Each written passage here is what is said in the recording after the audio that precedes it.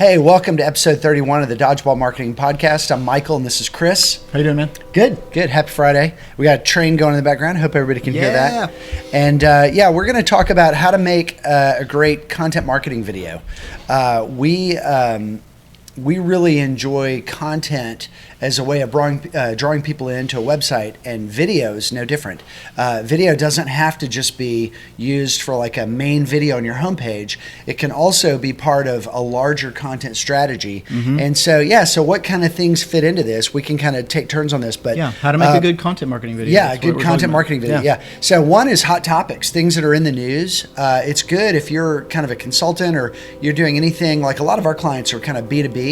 If you're doing anything that's sort of sophisticated and has to do with relevant, timely things, like this week we were talking about cybersecurity, and there was a patient data hack of, I think, 30,000 records. And so in talking with a cybersecurity company, they're going to make content about things that are in the news like this. And video is a great format for that. So things that are topical, because YouTube, as we often mention on the show, is the second largest search engine.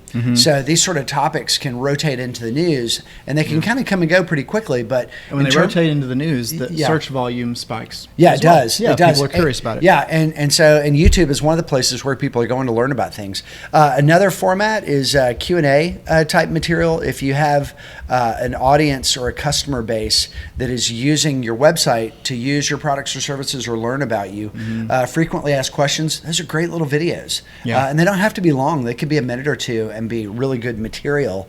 And of course, once this gets loaded to YouTube, and if you're putting these videos on your website and using them as landing pages and transcripting them on those landing pages, this is all going to be really rich SEO material.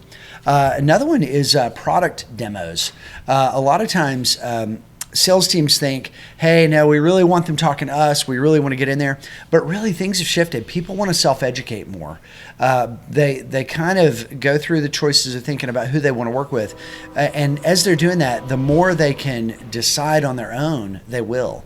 And so people have a high tolerance for consuming video and other material, infographics, white papers, PDFs, if it helps them make decisions more quickly by scanning or absorbing material by video and not having to set up meetings and get on the phone with somebody.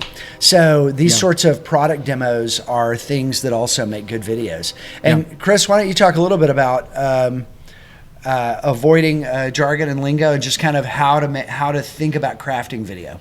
Yeah, so number 2 is create videos for your audience. And what we mean by that is communicate your content in the way that your audience wants to receive it, and the way that they talk about the content. In Michael's example, if you are in something that's highly technical, or if it's B2B or something like that, the tendency can be to use a lot of insider terms and use a lot of terms that maybe your audience doesn't use at all. So the second thing we talk about here is just think about your audience when you're making your video.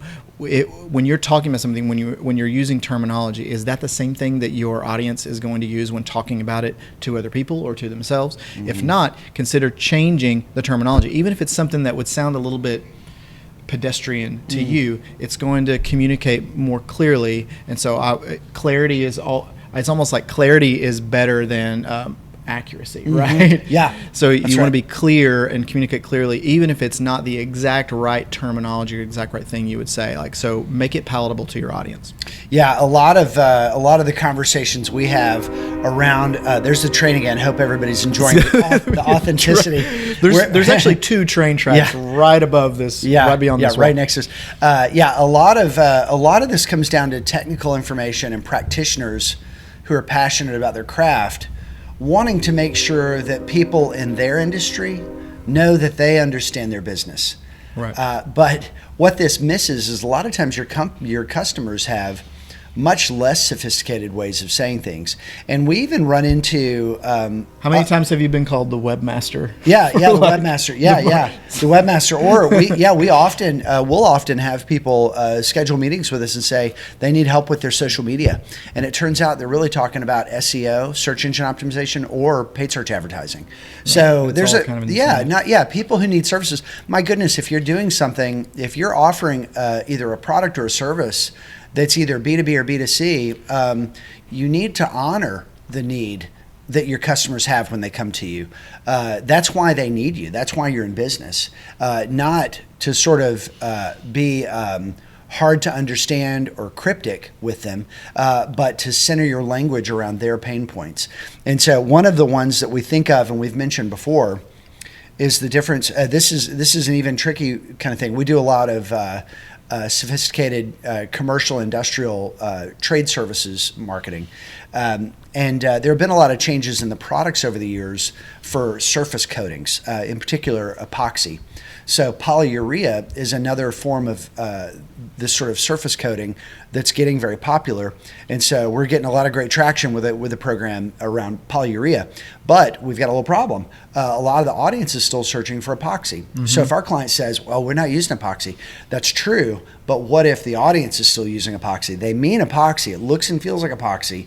It's polyurea. They don't know how to spell polyurea. They feel like they can spell epoxy. Yeah. And so, I used to run a PPC program for orthopedic practice, and we would have keywords like knee doctor. Knee doctor. So what's a knee doctor? It's an orthopedist. Yep. But people search for it in context of their own problem. So I have a knee problem. I need a knee doctor. Well, every orthopedist can work on knees, right? So yes, you're meeting them where they are. If one of my 4 sons was finishing medical school right now and deciding on a URL for the website, I would suggest kneedoctornashville.com. Right. So if nobody's got kneedoctornashville.com, we suggest that. Okay, next topic, answer customer questions with video.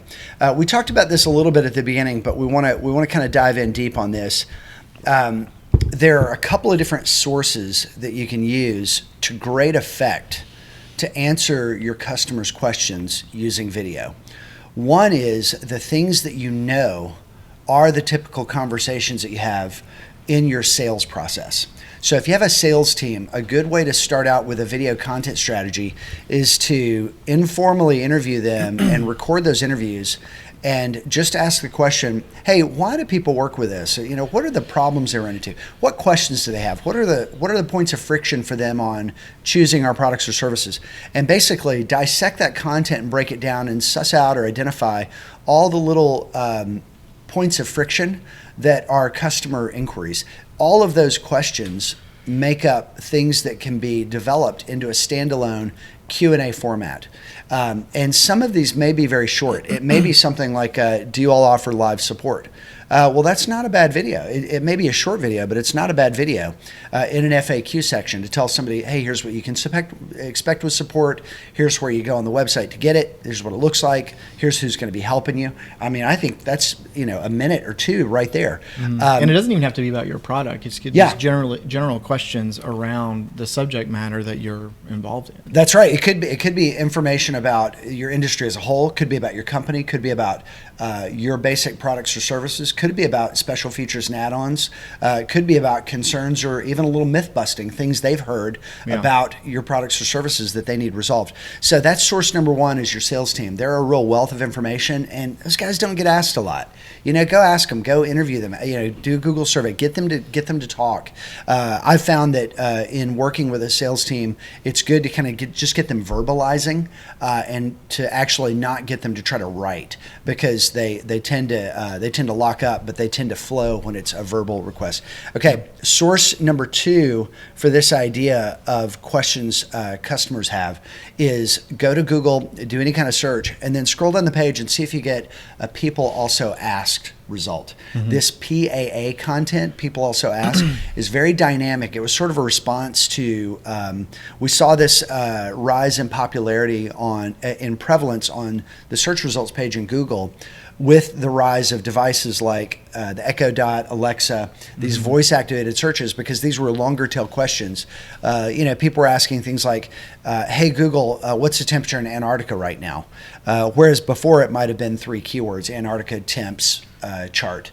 Yeah. These longer form questions give you a very organic sense of how real people are articulating their need. That's right. And as voice devices like Alexa and others become more prominent and more used, you're going to see way more. That's why the question format is so valuable, because people talk to those devices differently than they type into a search box. Yeah. Right. So they're going to ask a question to Alexa, whereas with a search box, they might just type in the topic and see what That's comes right. up. So they're going to interact in more of a personal way by asking a question. Yeah. Questions are a really powerful choke point for thinking about how we interact with information. In the movie AI, Spielberg or Kubrick was making a movie and he died and Spielberg finished it. But the movie AI, the internet in the movie was basically a hologram of Einstein, and you could ask it questions. So it's sort of almost a mythical version of the idea of the internet. But I liked that as kind of a visual reference of the future, to think the internet's just a QA interface. I play a game with my kids in the car. We play What Would an Ancient Roman Think? And so as we notice things in the landscape, we'll say, if you dropped an ancient Roman here in the car with us, what would they think? And so we got kind of excited. We said, oh, the internet, what about the internet? And Harry Utley said, oh, a book.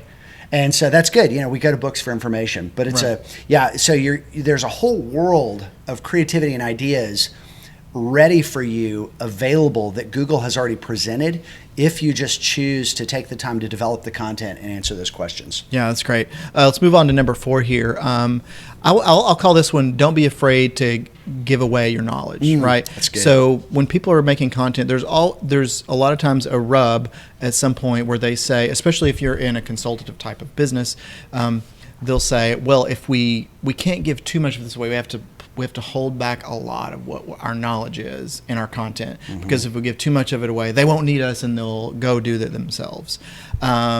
That's not true. 98% of the time, right. It's not true. And honestly, for the people, I will say, for the people that do sort of soak up your knowledge and try to do that themselves, they were never going to be your customers anyway. They were always going to look to solve the problem on their own. Yeah, so that's right. And the upside is so big on giving away as much of your knowledge as possible. And the biggest upside is the authority that attracts to you as the business.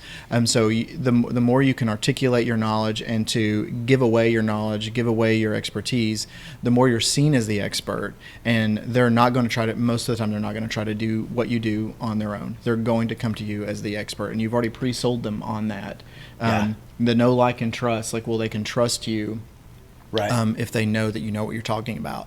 So don't be afraid. Err towards giving things away. Yeah. Right. Don't err towards like, we can't really talk about this because that's kind of our secret sauce. No, it's not. Yeah. Give it away. Yeah. We think of innovation as part of an editorial schedule, and we have sort of waves of how we utilize and develop innovation in our business. We have a hunch about something, we interrogate that, and we develop a template or a strategic document.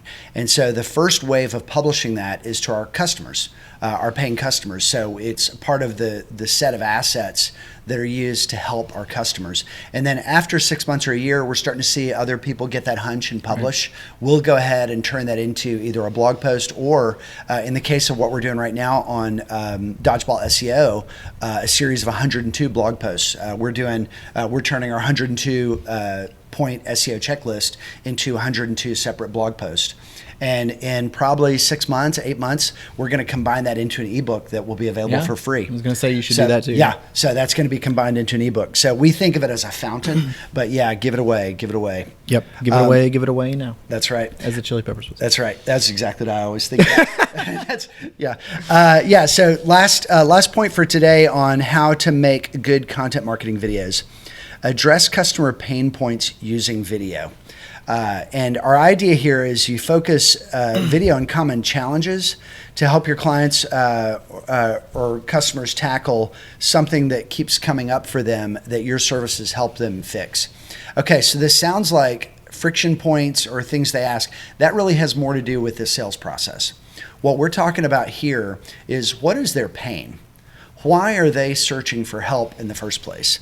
There's an old sort of cliched way of saying, of talking about the solution of, my customer doesn't need a drill, they need a hole in the wall. Right. And so you need to understand what the hole in the wall is that your customer is trying to address, because often there are low-tech, solutions or alternatives they can consider that you can meet with your products or services. We've had any number of clients talk to us about whether or not they should move to a very expensive marketing automation platform. And we've said, well, what do you want to publish about? And they really didn't have a content strategy built out yet. So we've often said, hey, hang on a second, why don't we use this Google Sheet and develop an editorial schedule first? And by developing an editorial schedule, we're developing a low-tech way just to start thinking about what they're going to actually populate this marketing automation software with once they have it up and running. They're in this conversation to essentially be sold something very expensive that doesn't quite address their pain. Their pain is they're trying to figure out how to talk to an audience, but they're missing this whole other side of things. So yeah, figuring out what your customer's real pain is and then speaking to that is going to make your video content possibly be a little bit of a myth-busting type of thing, or shake them up and get them out of somebody else's sales conversation into something that's really going to meet their needs. And often it's a good way to differentiate yourself if you can sort of help them de-escalate or simplify how they see their problems, because often their problems are kind of wrapped up in the complexity of what they don't understand and the language someone else is using that they're trying to grasp onto. And so pain gets very complicated very quickly. If you can develop content that very simply connects with and addresses that pain on both a human side and a services or a technical side, that's a very effective way to use video to insert yourself in a conversation that may be getting away from someone. That's great. Great. Yeah. So that's all we have, those 5 ways to make good content marketing videos. And so hopefully you're using video in your content marketing already. It's easier and easier every day to even low cost ways to produce video. So it should be part of your marketing mix, and hopefully this helps you implement that. Thanks for watching.